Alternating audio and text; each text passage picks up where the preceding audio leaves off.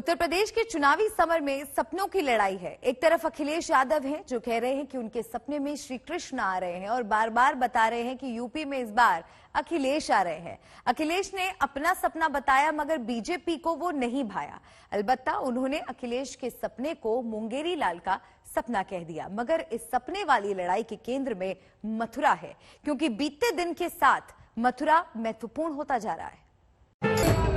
मथुरा पर सियासी लड़ाई के बादल छाने लगे हैं और आलम यह है कि नेताओं के सपनों में भी शाम आने लगे हैं।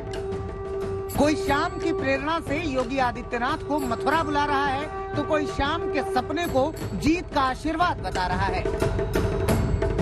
रात हमारे सपने में आए थे, भगवान कृष्ण जी कह रहे थे आपकी सरकार बनने वाली है, और एक बार नहीं आए, हर दिन आते हैं। हर दिन, कोई दिन ऐसा नहीं जिस दिन भगवान हमारे सपनों में ना आकर के कहते हो कि आपकी सरकार बनने जा रही है। इनके तो पत्र पे लिखा है, हमें हर दिन सपनों में आते हैं। तो फिर किसके सपने में सच्चाई है? इस बात पर वार पलटवार जारी है, लेकिन ये तय है कि कृष्ण की नगरी के नाम पर यूपी में सियासी लीला की तैयारी है। अयोध्या, काशी के बाद अब मथुरा की बारी है। यही वजह है कि श्री कृष्ण का नाम लेकर अखिलेश ने विजय का विश्वास जताया है, तो योगी आदित्यनाथ ने लोगों को जवाहर बाग याद दिलाया है। समाजवादी पार्टी को कंस का उपासक बताया है। वहाँ पर कृष्ण से मतलब नहीं, उनको भगवान कृष्ण से मतलब नहीं था। वे तो कंस के उपासक थे और कंस को ही पैदा भी करते थे, और तब वही कंस जब पैदा होते थे तो जवाहर बाग की घटना भी घटित होती थी, जिसमें एसपी सीटी मुकुल द्विवेदी भी शहीद हुए थे। भाइयों बहनों, आज मैं आप सबसे कहने के लिए आया हूं, 2012 से 17 के बीच पहला दंगा कहीं हुआ था, उसी मथुरा की धरती में कोसी कला से प्रारंभ हुआ था। जवाहर बाग की घटना उसी मथुरा जिले में हुई थी। अब ये भी जान लीजिए कि कान्हा की नगरी मथुरा क्यों सियासी कुरुक्षेत्र बनी हुई है। गोपाल के धाम पर नई सियासत क्यों ठनी हुई है। योगी आदित्यनाथ की चुनावी सीट इस पूरी चर्चा का सार है, क्योंकि योगी आदित्यनाथ इस बार चुनावी मैदान में उतरने को तैयार है। योगी के बयान के बाद चर्चाएं जोर हैं और मथुरा के नाम का ही शोर है। इस बीच राज्यसभा सांसद हरनाथ सिंह ने जेपी नड्डा को चिट्ठी लिखी। श्री कृष्ण की प्रेरणा से योगी आदित्यनाथ को मथुरा से प्रत्याशी बनाने की उन्होंने मांग की। अखिलेश ने इस चिट्ठी के बाद श्री कृष्ण के सपने का राज खोला तो योगी आदित्यनाथ ने श्री कृष्ण के बहाने ही अखिलेश पर हमला बोला।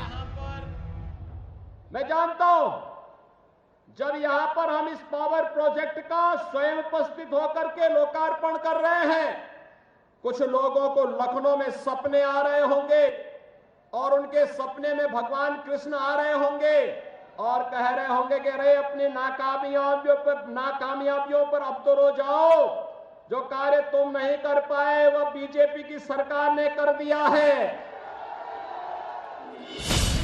आगे फैसला कुछ भी हो, लेकिन कृष्ण के नाम पर जनता को जोड़ने की कवायद पर सियासत गर्म है। बीजेपी नेताओं के बयानों के बाद अब मथुरा पर विपक्ष की भी नजर है, पर बीजेपी बार बार जीत का भरोसा जता रही है और अखिलेश के सपने को मुंगेरी लाल के सपने बता रही है। इनका वाक्य कह रहे हैं कि इस बार मुंगेरी लाल का सपना आ रहा था, भगवान श्री कृष्ण का सपना आने लगा।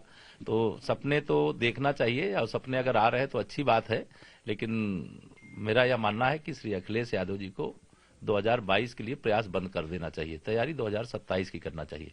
2022 का फैसला जनता ने कर दिया है, केवल वोट पड़ना बाकी है, गिनना बाकी है। चुनाव की तिथि घोषित होगी, वोट पड़ेंगे, वोटों की गिनती होगी, सपा का सुपड़ा साफ होगा। बाहुबलियों की सुरक्षा का इरादा, फ्री बिजली का वादा करने वाले सपने के सौदागरों को सपने में ही सरकार याद आएगी, इसके अलावा तो कुछ याद आएगी नहीं।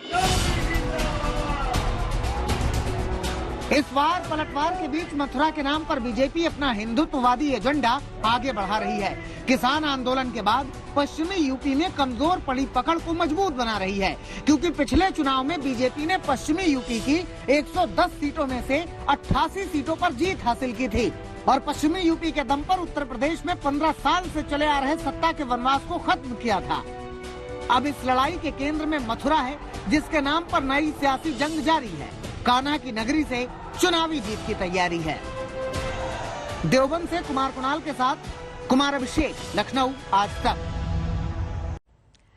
अब बात उत्तर प्रदेश की सियासी लड़ाई में सीएम योगी के ताबड़तोड़ हमले की। सीएम योगी आदित्यनाथ ने अखिलेश सरकार पर हमला बोलते हुए कहा कि पहले की सरकार में आतंकियों के मुकदमे वापस लिए जाते थे, अब आतंकियों को ठोकने के लिए एटीएस सेंटर बन रहा है।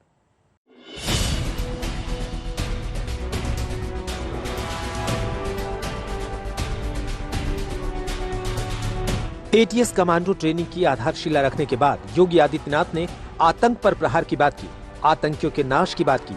लेकिन योगी आदित्यनाथ के इस हमले के पीछे सियासत का वो खेल भी है जिसका एक सिरा दारुल उलूम देवबंद का जुड़ता है। वो देवबंद जो पश्चिमी यूपी में मुस्लिम पॉलिटिक्स का बड़ा केंद्र है, जो पिछले कुछ साल में आतंकी कनेक्शन की जांच के दायरे में भी आ चुका है। यही वजह है कि देवबंद में एटीएस कमांडो ट्रेनिंग सेंटर की आधारशिला के साथ योगी आदित्यनाथ ने तीखा प्रहार किया।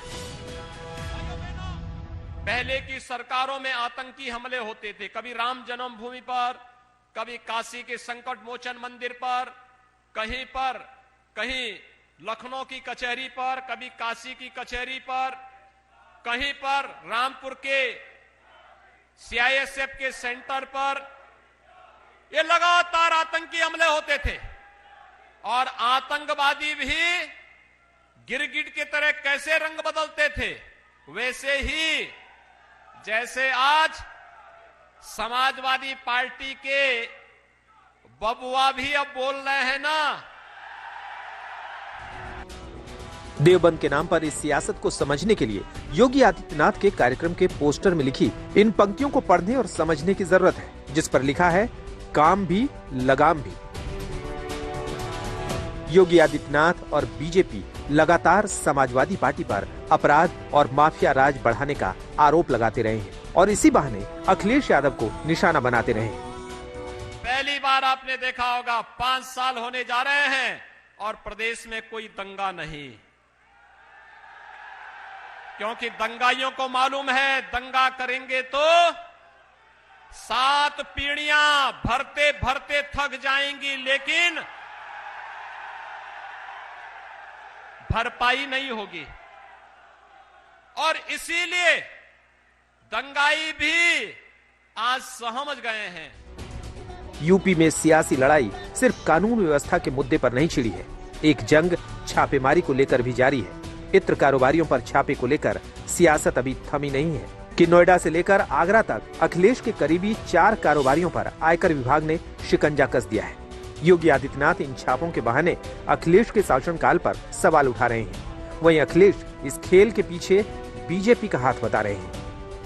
पैसा पहले भी था, लेकिन ये पैसा कहां जाता था? ये पैसा पहले चला जाता था सपा समाजवादी पार्टी के बबुआ के जो चिड़ है, वो कह ही रहे हैं ना।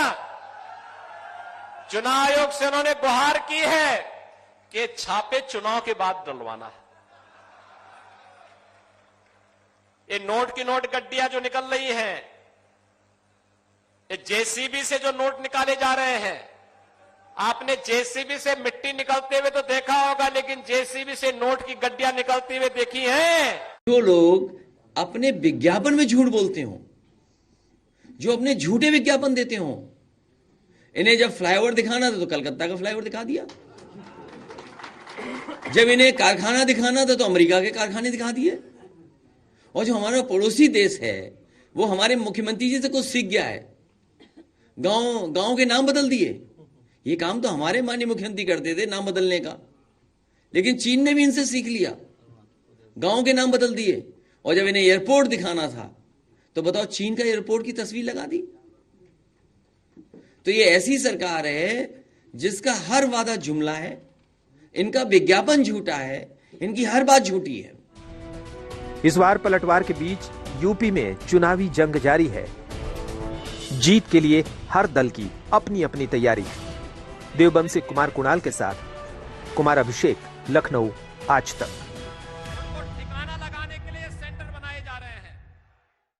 अब बात उन हॉटस्पॉट्स की करते हैं जो खतरे की घंटी बजा रहे हैं। दरअसल शहर शहर ओमिक्रॉन का कहर शुरू हो गया है।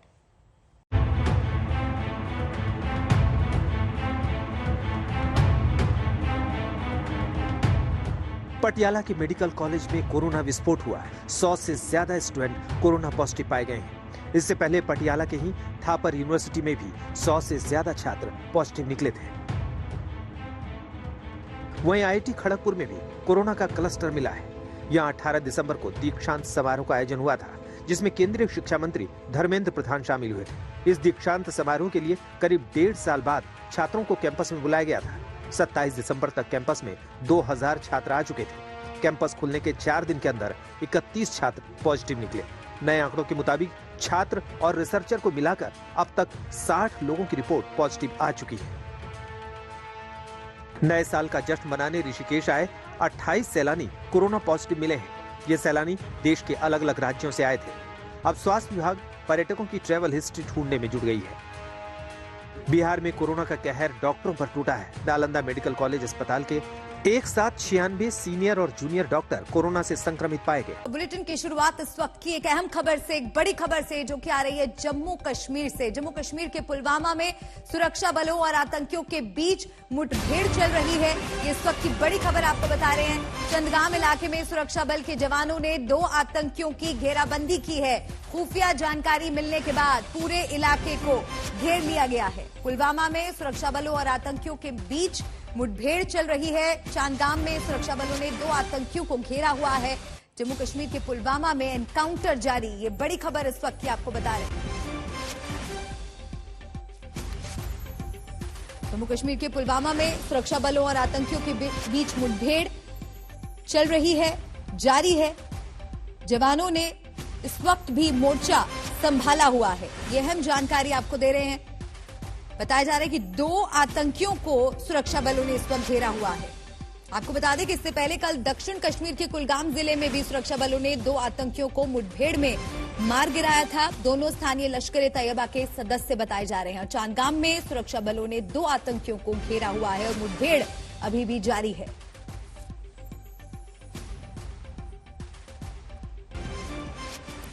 बढ़ते हैं आगे।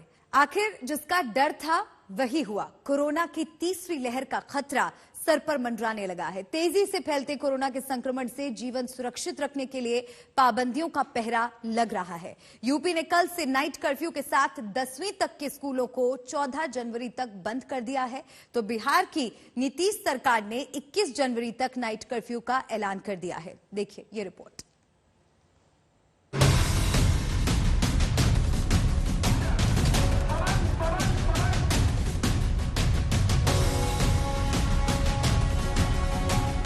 महानगरों को अपने शिकंजे में कसने के बाद कोरोना अब छोटे शहरों में कोहराम मचाने लगा है।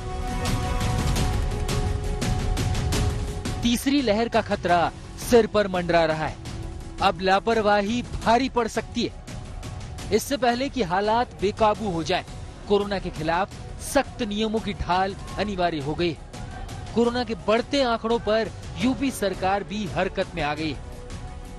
24 घंटे में करीब 1000 कोरोना के नए मरीजों ने खतरे की घंटी बजा दी। ऐसे में सरकार भी अलर्ट हो गई है और नाइट कर्फ्यू लगाने से लेकर स्कूल बंद करने के फैसले सुनाई दिए हैं। साथ ही पाबंदियों की गाइडलाइन जारी कर दी गई। 6 जनवरी से रात 10 बजे से लेकर सुबह 6 बजे तक नाइट कर्फ्यू रहेगा। जरूरी काम को छोड़कर बाहर निकलने पर रोक रहेगी। 10वीं तक के सभी स्कूलों को 14 जनवरी तक बंद कर दिया गया है। इस बीच 15 साल के ऊपर के बच्चों का टीकाकरण जारी रहेगा। जिन जिलों में एक्टिव केस 1000 से ऊपर होंगे, वहां gym, spa, cinema hall, banquet hall और रेस्तरां 50% क्षमता के साथ खुलेंगे। शादी समारोह में बंद वेन्यू में 100 लोगों और खुली जगह पर 50% क्षमता की अनुमति होगी। अब पड़ोसी राज्य बिहार का रुख करते हैं और देखते हैं कोरोना का क्या हाल है। पिछले 24 घंटे में 893 मामलों ने सरकार को सतर्क कर दिया है। पटना में 565 नए मरीजों से खौफ बढ़ गया है। यहां भी सरकार ने ताबड़तोड़ पाबंदियों की फहरिस्त जारी कर दी है। 6 जनवरी से 21 जनवरी तक रात 10 बजे से सुबह 5 बजे तक नाइट कर्फ्यू रहेगा। 8वीं तक के क्लास बंद रहेंगे। 9वीं से 12वीं तक के क्लास 50% क्षमता के साथ चलेंगे। जरूरी सेवाओं को छोड़कर बाकी दुकानें रात 8 बजे तक खुली रहेंगी। सभी धार्मिक स्थल अगले आदेश तक बंद रहेंगे। Cinema hall, gym, park, club, stadium और स्विमिंग पूल पूरी तरीके से बंद रहेंगे। वहीं रेस्तरां और ढाबा 50% क्षमता के साथ खोलने की इजाजत होगी। शादी समारोह में 50 और अंतिम संस्कार में शामिल होने के लिए 20 लोगों को ही अनुमति रहेगी। चूंकि यहाँ चुनाव का सीजन नहीं है, इसलिए सभी राजनीतिक, सार्वजनिक और सांस्कृतिक आयोजनों में 50 लोगों को ही अनुमति रहेगी।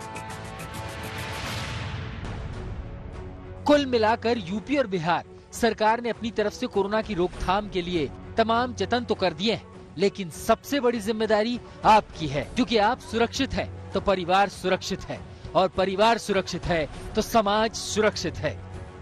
इसीलिए हमेशा याद रखिए, वैक्सीनेशन, मास्क और दूरी कोरोना से जंग में है जरूरी। लखनऊ से कुमार अभिषेक, पटना से सुजीत झा के साथ आज तक ब्यूरो। और अब बात दिल्ली की कर लेते हैं। देश भर में कोरोना के मामले विस्फोटक हो गए हैं। दिल्ली में इसके खतरे को देखते हुए केजरीवाल सरकार ने वीकेंड कर्फ्यू का ऐलान किया है, यानी शनिवार और रविवार को दिल्ली में लॉकडाउन लगेगा। दिल्ली वालों के लिए वीकेंड लॉकडाउन का मतलब क्या है, कैसे अब दिल्ली में रहने वालों को 2 दिन घरों में ही रहना होगा, सिर्फ आपातकाल सेवाएं ही चालू रहेंगी।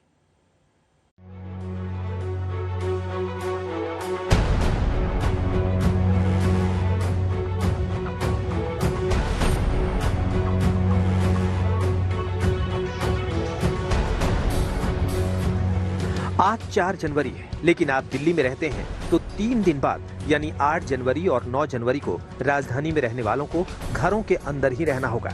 ओमिक्रॉन के संक्रमण को देखते हुए दिल्ली सरकार ने वीकेंड कर्फ्यू का ऐलान कर दिया है। इसका सीधा मतलब ये कि ओमिक्रॉन ने दिल्ली वालों की जिंदगी को 2 दिन के लिए घरों के अंदर लॉक कर दिया है। जो लोग दिल्ली में रहते हैं उन सभी लोगों को वीकेंड कर्फ्यू का पालन करना होगा। शनिवार और रविवार को दिल्ली वालों को आपातकाल की स्थिति में ही घर के बाहर जाने की इजाजत होगी। दिल्ली वालों पर दूसरी लहर के समाप्त होने के बाद अभी तक ऐसी कोई पाबंदी नहीं थी। अब 48 घंटों के लिए दिल्ली वाले अपनी मर्जी से घर से बाहर नहीं जा सकेंगे। घबराए नहीं, घबराने की जरूरत नहीं है।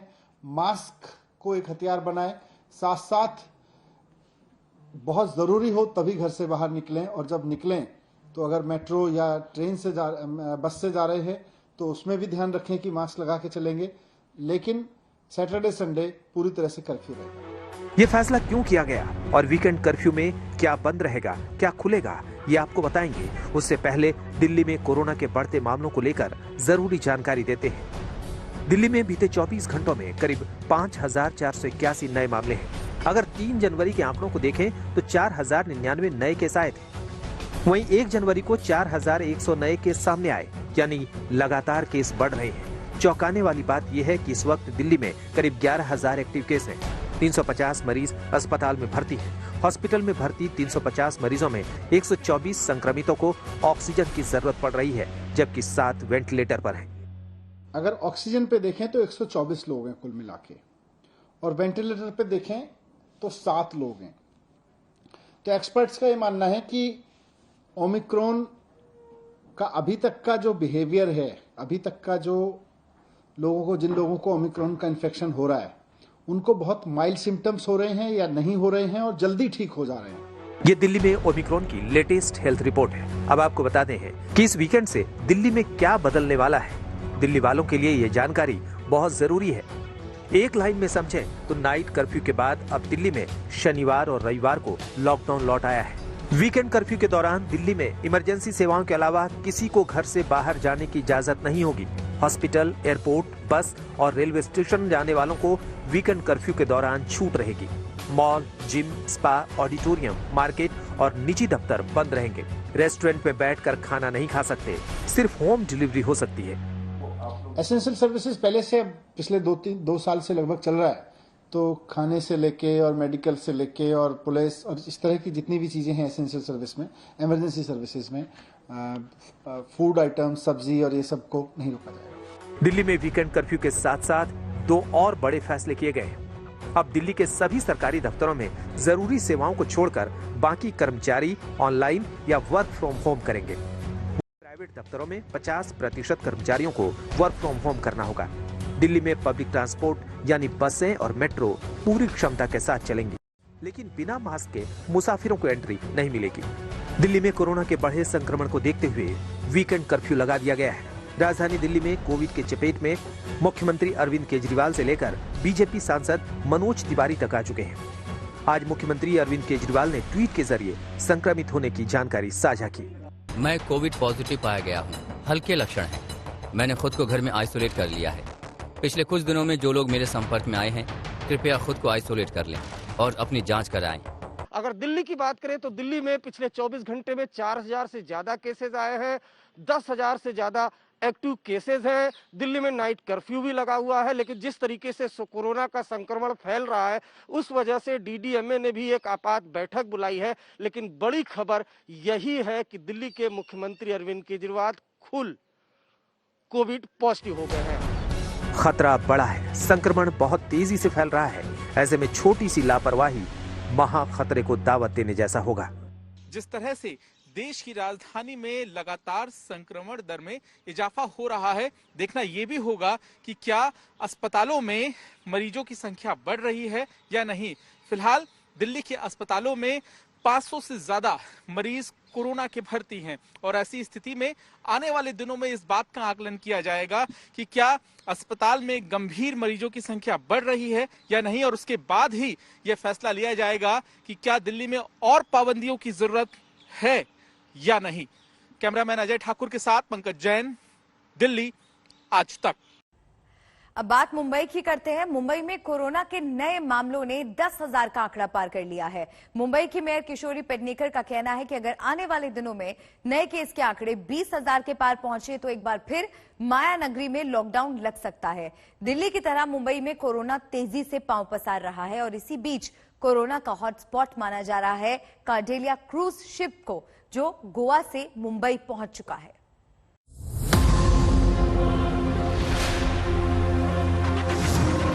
सब कुछ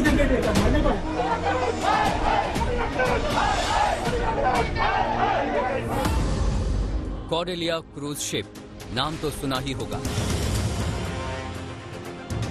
जी हां, ये वही क्रूज है जिस पर समीर वानखेड़े की टीम ने बीते अक्टूबर में रेड किया था और दावा किया था कि यहाँ ड्रग्स पार्टी चल रही है।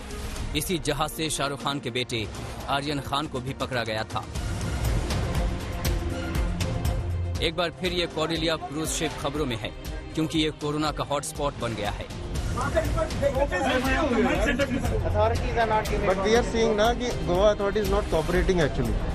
जहाज के अंदर ये अफरा तफरी उस समय मची जब यात्रियों को पता चला कि शिप पर 66 लोगों को कोरोना पॉजिटिव पाया गया है।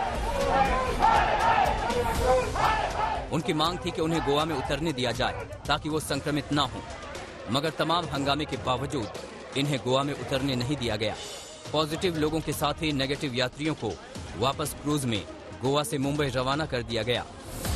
जब ये Cordelia cruise ship Mumbai international terminal पर आएगी तो पॉजिटिव और नेगेटिव पेशेंट के साथ क्या किया जाएगा। दरअसल बीएमसी ने पॉजिटिव पेशेंट्स के लिए 4 ऑप्शन रखे हैं। या तो वो अपना जो क्वारंटाइन पीरियड है वो शिप के अंदर ही निकाले, अगर असिम्टोमेटिक है तो उनको होटल की व्यवस्था की जाएगी, वो होटल में भी शिफ्ट हो सकते हैं। अगर सिम्टम्स है तो वो बाइकल्ला स्थित जो कोविड-19 का जंबो फैसिलिटी है वहां पर भी जा सकते हैं, और जो पेशेंट्स को ज्यादा सीरियस सिम्टम्स है उनको वो अस्पताल में ट्रांसफर करेगी। लेकिन जो नेगेटिव पेशेंट्स है उसके लिए बीएमसी ने कहा है कि जितने नेगेटिव पेशेंट्स हैं उनको दोबारा आरटीपीसीआर टेस्ट किया जाएगा और जब तक उनके रिपोर्ट्स नहीं आते उनको शिप में ही रहना पड़ेगा। सुनिए, रविवार को जब ये गोवा पहुंचा था तब कैसे ये खबर मिली थी कि चालक दल का एक सदस्य कोरोना पॉजिटिव है। अराउंड 10 o'clock उसका अराइवल था। अराउंड 9 o'clock हमको इन्फॉर्मेशन मिल गया शिप के डॉक्टर से कि एक क्रू पॉजिटिव एंटीजन टेस्ट में मिला है। खबर मिलते ही गोवा में शिप को डॉक पर भी नहीं जाने दिया गया। पानी के बीच ही जहाज खड़ा रहा। पीपीई किट पहने मेडिकल टीम के सदस्य जहाज पर पहुंचे। और क्रू के साथ ही यात्री समेत सभी 2017 लोगों का RT-PCR टेस्ट किया। कल शाम रिपोर्ट आई तो 6 चालक दल और 60 यात्री पॉजिटिव पाए गए। इसके बाद जहाज को वापस मुंबई रवाना कर दिया गया। कॉर्डेलिया मैनेजमेंट का दावा है कि कुछ यात्रियों ने वहां अस्पताल में भर्ती होने से इनकार कर दिया, जबकि शिप एजेंट का दावा है कि कुछ लोगों को अस्पताल ले जाया गया था, लेकिन उन्हें वापस शिप पर सवार कर मुंबई भेज दिया गया। जब इन लोगों को पता चला कि शिप मूव नहीं हो रही है, तो ये लोग जब इंक्वायर किए तो पता चला कि कुछ गड़बड़ है शिप में। तो 2-3 घंटे बाद पता चलता है कि एक क्रू मेंबर पॉजिटिव पाया गया है, तो पूरी खलबली मच गई शिप में। उसके बाद 4-5 घंटे के बाद एक टीम आती है पीपी किट में, जैसे आपने बताया, और 2016 लोगों का उन्होंने टेस्ट किया। टेस्ट करने में 2-4 घंटे लग गए, रिजल्ट आने में 5-6 घंटे लगे। मतलब परसों जो शाम में निकलने वाली थी, कल शाम में RT-PCR का टेस्ट रिपोर्ट आया, जिससे पता चला कि 66 लोग पॉजिटिव है। जब महाराष्ट्र में कोरोना की तेज रफ्तार है, मुंबई कोरोना हॉटस्पॉट बन चुकी है, तो फिर 2000 लोगों को एक शिप पर नए साल की मौज मस्ती मनाने की इजाजत क्यों दी गई? कहा जा रहा है कि गोवा पहुंचने पर अधिकारियों ने यात्रियों की RT-PCR रिपोर्ट मांगी, मगर ये रिपोर्ट उन्हें मुहैया नहीं कराई गई। तो क्या बिना RT-PCR टेस्ट के ही लोगों को शिप पर जाने दिया गया और वो कोरोना हॉटस्पॉट बन गया? सौरभ वक्तानिया के साथ साहिल जोशी, मुंबई आज तक।